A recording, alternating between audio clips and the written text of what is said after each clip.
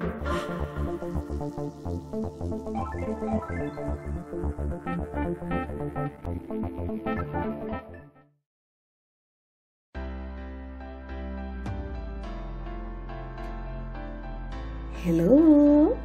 അപ്പോൾ ഇന്ന് നമ്മൾ ഒരു സിമ്പിൾ ആയിട്ടുള്ള കേക്ക് റെസിപ്പി ആയിട്ടാണ് വന്നിട്ടുള്ളത്.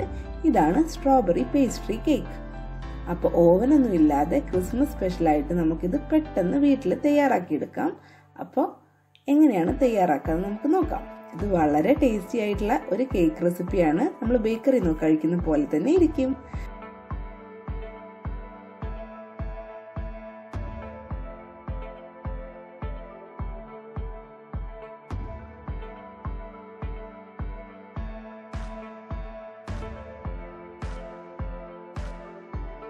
അപ്പോൾ 1 കപ്പ് മൈദയാണ് ഞാൻ എടുത്തിട്ടുള്ളത്. അതിലേക്ക് 1 ടീസ്പൂൺ ബേക്കിംഗ് പൗഡറാണ് ഞാൻ ആഡ് ചെയ്യുന്നത്. 1/4 ടീസ്പൂൺ ബേക്കിംഗ് സോഡ ആഡ് ചെയ്തു. 1 പിഞ്ച് ഉപ്പും കൂടി ഞാൻ ആഡ് ചെയ്തിട്ട് നന്നായിട്ട് സീവ് ചെയ്തെടുക്കുകയാണ്. ഇതാണ് നമ്മുടെ ഡ്രൈ ഇൻഗ്രീഡിയൻസ്. അപ്പോൾ ഇതൊരു 3 വട്ടം നമ്മൾ സീവ് ചെയ്തെടുക്കുകയാണ് ചെയ്യുന്നത്. ഇത് സീവ് ചെയ്യുമ്പോൾ വലിയ വലിയ കട്ടകളൊക്കെ മാറി കിട്ടുന്നല്ലാതെ നന്നായിട്ട് മിക്സായി കിട്ടും കൂടി ചെയ്യും. അപ്പോൾ നമുക്ക് ഈ ഡ്രൈ ഇൻഗ്രീഡിയൻസ് ഒക്കെ ഒന്ന് സീവ് ചെയ്ത് കഴിഞ്ഞ് മാറ്റി വെക്കാം. അടുത്തായി വെറ്റ് ഇൻഗ്രീഡിയൻസ് എന്തൊക്കെയാണെന്ന് നോക്കാം. 2 മുട്ടയാണ് ഞാൻ എടുത്തിട്ടുള്ളത്. വെള്ളമില്ലാത്ത പാത്രമായിരിക്കണം, അത് പ്രത്യേകം ശ്രദ്ധിക്കണം. അപ്പോൾ നമ്മൾ മുട്ട ആഡ് ചെയ്തിട്ട് നന്നായിട്ട് ബീറ്റ് ചെയ്തെടുക്കുകയാണ്. ഒരു മീഡിയം ഹൈ സ്പീഡിൽ തന്നെയാണ് ഞാൻ മുട്ട ബീറ്റ് ചെയ്തെടുക്കുന്നത്. മുട്ടയുടെ ഈ മഞ്ഞ കളറൊക്കെ പോയി നല്ലൊരു ഓഫ് വൈറ്റ് കളറിലേക്ക് വരണം മുട്ട. അതാണ് അതിൻ്റെ പാകം. 5 മുതൽ 8 മിനിറ്റ് വരെയൊക്കെ ബീറ്റ് ചെയ്തെടുത്താലാണ് ഏകദേശം എനിക്ക് ആ കളർ കിട്ടിയത്. ഇനി അതിലേക്ക് 1 ടീസ്പൂൺ വാനില എസൻസ് ആണ് ഞാൻ ഉപയോഗിക്കുന്നത്. നമ്മൾ വാനില എസൻസ് ഉപയോഗിച്ച കേക്കിന് നല്ലൊരു വാനില ഫ്ലേവറും കിട്ടും. പിന്നെ മുട്ടയുടെ മണം തീരെ ഉണ്ടാകുകയില്ല. അപ്പോൾ അതുകൂടെ കൂട്ടി ഞാൻ മിക്സ് ചെയ്തു. ഇനി അടുത്തത് ഞാൻ ആഡ് ചെയ്യുന്നത് ഓയിലാണ്. ഞാൻ 1/4 കപ്പ് ഓയിൽ മാത്രമേ യൂസ് ചെയ്യുന്നുള്ളൂ. വളരെ മിനിമൽ ഇൻഗ്രീഡിയൻസ് വെച്ചാണ് നമ്മളിത് ചെയ്യുന്നത്. അപ്പോൾ 1/4 കപ്പ് ഓയിൽ 2-3 വട്ടമായിട്ട് നമ്മൾ കുറച്ചായിട്ട് ആഡ് ചെയ്ത് കൊടുത്ത് മിക്സ് ചെയ്യുകയാണ് ചെയ്യുന്നത്.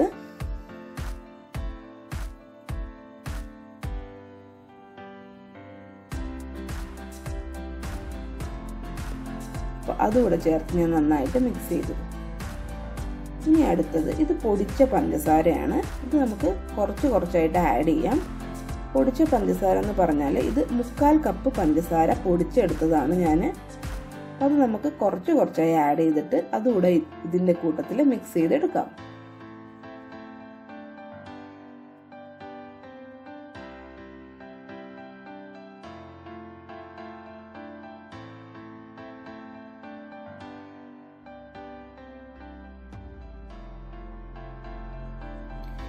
അടുത്തായിട്ട് ഞാൻ ഇതിലേക്ക് ആഡ് ചെയ്യാൻ പോകുന്നത് നമ്മളുടെ ഡ്രൈ ഇൻഗ്രീഡിയൻസ് ആണ്.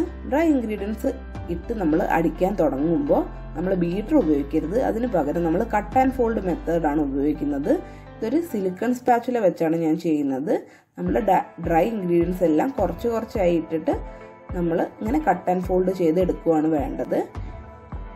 ഇതിലേക്ക് ഞാൻ 1/4 കപ്പ് പാലും കൂടി ഇടയ്ക്കിടയ്ക്ക് ആഡ് ചെയ്ത് കൊടുക്കുന്നത് നിങ്ങൾ കണ്ടിട്ടുണ്ടാവും. അപ്പോൾ 1/4 കപ്പ് പാലേ എടുത്തിട്ടുള്ളൂ. അതിലേക്ക് 2 ടേബിൾ സ്പൂൺ ഞാൻ പാൽപ്പൊടി ചേർത്തിട്ട് ഒന്ന് ചൂടാക്കിയെടുത്ത പാലാണ് ഞാൻ ആഡ് ചെയ്ത് കൊടുക്കുന്നത്. നമ്മൾ ഇടയ്ക്കിടയ്ക്ക് ഒന്ന് ആഡ് ചെയ്ത് മിക്സ് ചെയ്ത് കൊടുക്കാം.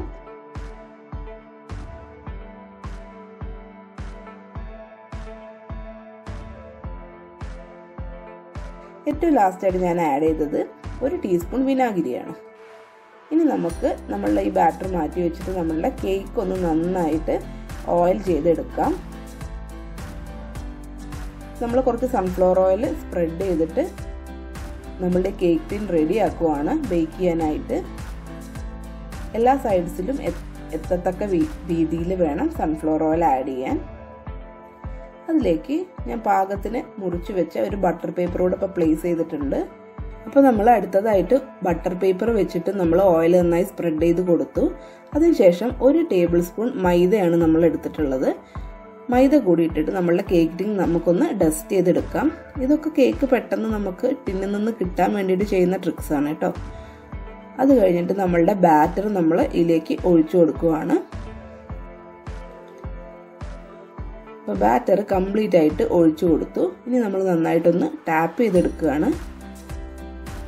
ഇതിലൊരു കാര്യം ശ്രദ്ധിക്കേണ്ട എന്താണെന്ന് വെച്ചാൽ നമ്മളെ കേക്ക് ടിന്നിൻ്റെ പകുതിയൊക്കെ നമ്മളുടെ ബാറ്റർ വരാൻ പാടുള്ളൂ. ഞാനൊന്ന് ഒരു ചെറിയ ടൂത്ത് പിക്ക് വെച്ചിട്ട് നന്നായിട്ട് ഇതൊന്ന് വരച്ചു കൊടുക്കുന്നുണ്ട്. എന്തെങ്കിലും എയർ ബബിൾസ് ഉണ്ടെങ്കിൽ പോവാനായിട്ടാണ്.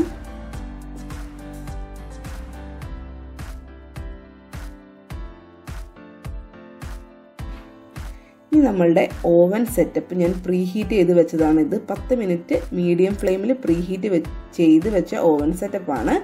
അതിലേക്ക് നമുക്ക് നമ്മളുടെ ഈ കേക്ക് ബാറ്റർ പ്ലേസ് ചെയ്യാം.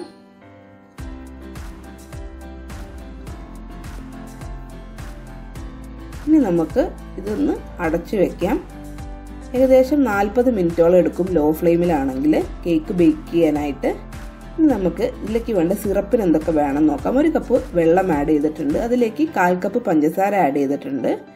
ഒരു പിഞ്ച് ഉപ്പ് ആഡ് ചെയ്തിട്ടുണ്ട്. പിന്നെ 2 ഡ്രോപ്പ് ഇത് സ്ട്രോബെറി എസൻസ് ആണ്. 2 ഡ്രോപ്പ് ഞാൻ ആഡ് ചെയ്തിട്ടുണ്ട്. നമുക്കിതൊന്ന് തിളയ്ക്കാനായിട്ട് വെയിറ്റ് ചെയ്യാം. ഇത് തിളച്ചു തുടങ്ങിയിട്ടുണ്ട്. അപ്പോൾ നമുക്കിത് തിളച്ചാൽ ഒന്ന് തണുക്കാനായിട്ട് മാറ്റി വയ്ക്കാം. ഇനി ഇത് ക്രീമാണ്. അടുത്തായിട്ട് ക്രീമിന് വേണ്ട സെറ്റപ്പൊക്കെ നോക്കാം. ക്രീമാണിത്. ഇത് 1.5 കപ്പ് ക്രീമാണ് ഞാൻ എടുത്തിട്ടുള്ളത്. നന്നായിട്ട് നമുക്കിത് ബീറ്റ് ചെയ്തെടുക്കാം. നന്നായി ബീറ്റ് ചെയ്ത് ഫ്ലഫി ആയി വരണം ക്രീം. ഏകദേശം ഒരു 10 മിനിറ്റോളം എടുക്കും ഇങ്ങനെ ബീറ്റ് ചെയ്ത് ഫ്ലഫി ആയി കിട്ടാനായിട്ട്. ഇനി ഞാൻ സ്ട്രോബെറി എസൻസ് ആണ് ഒഴിക്കുന്നത്. നമ്മൾ സ്ട്രോബെറി കേക്ക് ആണല്ലോ, അപ്പോൾ നമ്മൾ സ്ട്രോബെറി എസൻസ് ആണ് ആഡ് ചെയ്തത്. ഇത് ടൈഗർ എന്ന് പറഞ്ഞ കമ്പനിയുടെ ചെറിയ കുപ്പിയിലൊക്കെ വരുന്ന സ്ട്രോബെറി എസൻസ് ആണ്. ഒരു 5 ഡ്രോപ്പോളം നമുക്ക് ആഡ് ചെയ്യാം. ലൈറ്റ് പിങ്ക് ഷെയ്ഡാണ് ഇതിന് വരിക. നല്ലൊരു കളറാണ്. ഇതാണ് ഇതിൻ്റെ പാകം. അപ്പോൾ നമ്മളുടെ കേക്ക് റെഡി ആയിട്ടുണ്ട്. ഏകദേശം 40 മിനിറ്റോളം എനിക്ക് എടുത്തു കേക്ക് റെഡിയായി കിട്ടാനായിട്ട്. അപ്പോൾ നമ്മൾ നടുക്ക് ഒരു ഫോർക്കോ അല്ലെങ്കിൽ ഒരു ടൂത്ത് പിക്കോ വെച്ചിട്ടൊന്ന് കുത്തി നോക്കിയിട്ട് ഇത് തിരിച്ചെടുക്കുമ്പോൾ ഒട്ടിപ്പിടിക്കാതെ കിട്ടുവാണെങ്കിൽ അതാണ് കേക്കിൻ്റെ പാകം. ഞാൻ ഈ മുകളിൽ ബൾജ് ചെയ്ത് നിൽക്കുന്ന ഭാഗമൊക്കെ ഒന്ന് മാറ്റാനായിട്ട് പോവുകയാണ്. മുറിച്ചിങ്ങനെ മാറ്റുവാണ്. നമ്മളുടെ കേക്കിൽ സിംഗിൾ ലെയറേ ഉള്ളൂ കേട്ടോ. അപ്പോൾ ഞാൻ ഇതൊന്ന് മുറിച്ചെടുക്കുവാണ്. നൂല് വെച്ചിട്ടാണ് ഞാൻ മുറിച്ചത്. ആദ്യം നമ്മൾ കത്തി വെച്ചിട്ട് ഒന്ന് വരച്ച് വിട്ടിട്ട് പിന്നെ നൂല് വെച്ചിട്ടാണ് ഞാനിത് മുറിച്ചെടുത്തത്. സിമ്പിളായിട്ടുള്ള കേക്കാണ്, എന്നാലും നമുക്ക് ബേക്കറിയിലൊക്കെ കിട്ടുന്ന അതേ ടേസ്റ്റിൽ വരും ഇത് ഇതേപോലെ ചെയ്താൽ. അപ്പോൾ 2 കഷ്ണമായിട്ട് മാറ്റിയിട്ടുണ്ട് ഞാൻ ഈ കേക്ക്.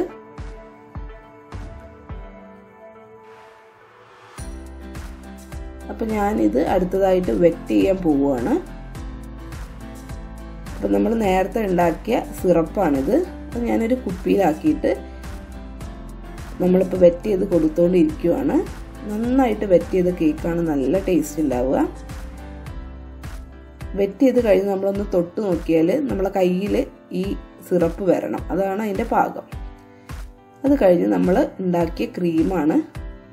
ഞാൻ പറഞ്ഞല്ലോ സിംഗിൾ ലെയറുള്ള കേക്കാണ്. അപ്പോൾ ഒരു ലെയർ നല്ല തിക്കായിട്ടുള്ള ക്രീമിൻ്റെ കോട്ടിങ് കൊടുക്കാം.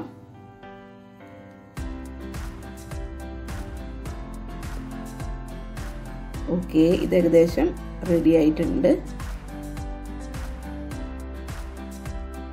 ഇത് ഞാൻ ചെറുതായി ചോപ്പ് ചെയ്ത് വെച്ച ചെറിയാണ്. ചെറി നമ്മൾ ഇടയിൽ ഇട്ട് കൊടുത്താൽ നല്ല ടേസ്റ്റ് ആയിരിക്കും കഴിക്കാനായിട്ട്. അപ്പോൾ നമ്മൾ പ്ലേസ് ചെയ്ത് കൊടുക്കുകയാണ്.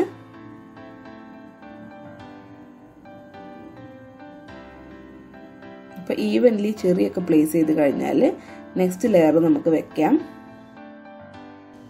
ഒന്ന് പതുക്കെ അമർത്തി കൊടുക്കാം.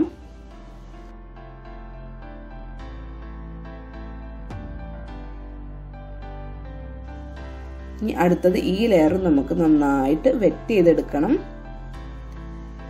അപ്പോൾ ഈ ഒരു കപ്പ് വെള്ളം ഏകദേശം ഒരു 3/4 കപ്പൊക്കെ ആയിട്ടാണ് നമ്മൾ തിളച്ച് വരുമ്പോഴേക്കും ആവുക. അത് മുഴുവൻ നമ്മൾ ഇതിലേക്ക് എടുക്കണം കേട്ടോ. അപ്പോഴാണ് ആ വെറ്റ്നെസ് കൃത്യമായിട്ട് കിട്ടുക.